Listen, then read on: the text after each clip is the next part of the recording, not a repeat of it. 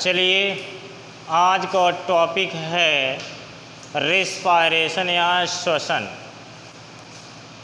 Definition क्या है, थोड़ा सा उनके बारे में अध्ययन करेंगे। रेस्पायरेशन जो होता है किसी भी जीवधारी या सजीव में गैसों के आदान प्रदान को क्या कहते हैं? श्वसन कहते हैं। एक बार हम ऑक्सीजन को ग्रहण करते हैं, जो ग्रहण करने की प्रक्रिया होती है वह होती है बाह्य श्वसन। वायुमंडल से जो ऑक्सीजन को हम ग्रहण करते हैं वह क्या कहलाती है? बाह्य श्वसन। श्वसन दो प्रकार के होते हैं, एक होता है बाह्य श्वसन, दूसरा होता है आंतरिक श्वसन।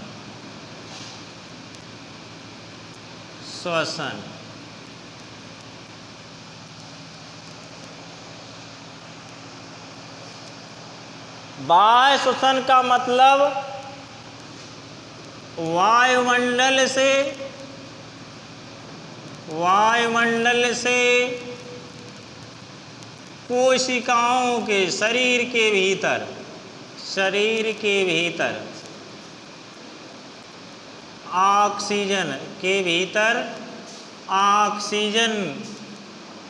ऑक्सीजन को ग्रहण करना, ये क्या कहलाता है? बाह्य श्वसन। आंतरिक श्वसन में क्या होता है? शरीर से वायुमंडल में गैसों को निकालना क्या कहलाता है? आंतरिक श्वसन कहलाता है। अब बात करते हैं श्वसन एवं ऊर्जा का स्थानांतरण कैसे होता है। श्वसन के द्वारा तथा ऊर्जा का स्थानांतरण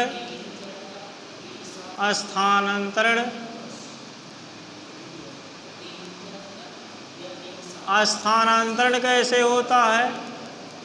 respiration and energy exchange। respiration and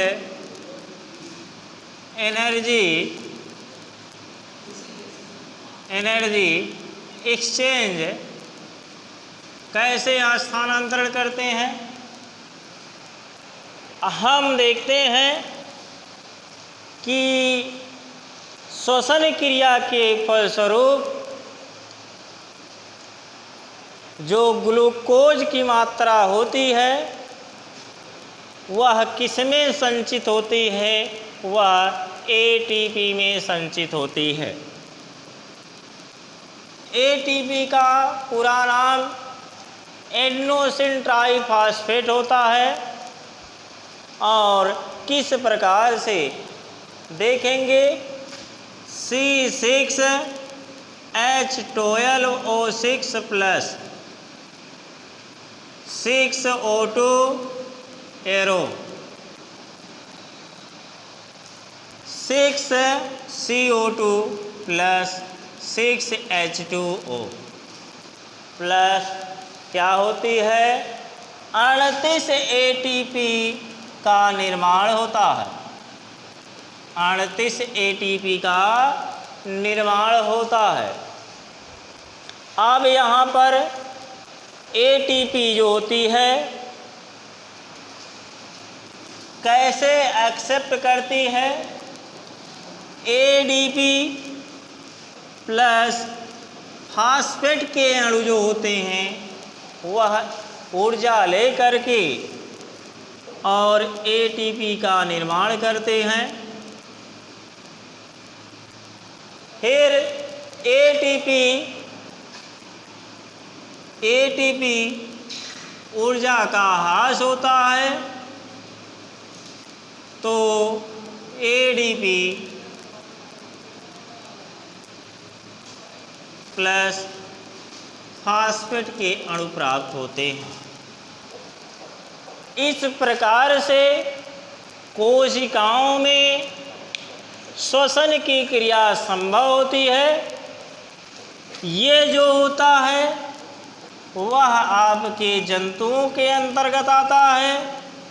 ये जो प्रक्रिया होती है वह पेड़ पौधों के अंतर्गत आता है। यानी कि जंतु से कार्बन डाइऑक्साइड मिलता है और पेड़ पौधे उसे क्या करते हैं, ग्रहण करते हैं। पेड़ पौधों से ऑक्सीजन मिलता है तो जंतु ग्रहण करते हैं। एक दूसरे की कड़ी है पेड़ पौधे और जंतु में। तो इस प्रकार से आपका जो टॉपिक था वह आपका ऊर्जा का स्थानांतरण इस प्रकार से करते हैं। तो इस प्रकार से श्वसन आपको दो बताया गया, एक बाह्य श्वसन, दूसरा आंतरिक श्वसन। बाह्य श्वसन के अंतर्गत वायुमंडल से जो भी गैसें हम अपने शरीर के अंदर लेते हैं वह क्या कहलाता है, बाह्य श्वसन। शरीर से जो गैसें वायुमंडल में छोड़ते हैं वह क्या होती है, आंतरिक श्वसन। इन दोनों के बीच में हमको एक एनर्जी मिलती है। वह एनर्जी किस प्रकार से मिलती है तो आपको बताया गया। जंतु जो होता है वह ऑक्सीजन को ग्रहण करता है और उसके बदले में क्या देता है, आपको कार्बन डाइऑक्साइड देता है।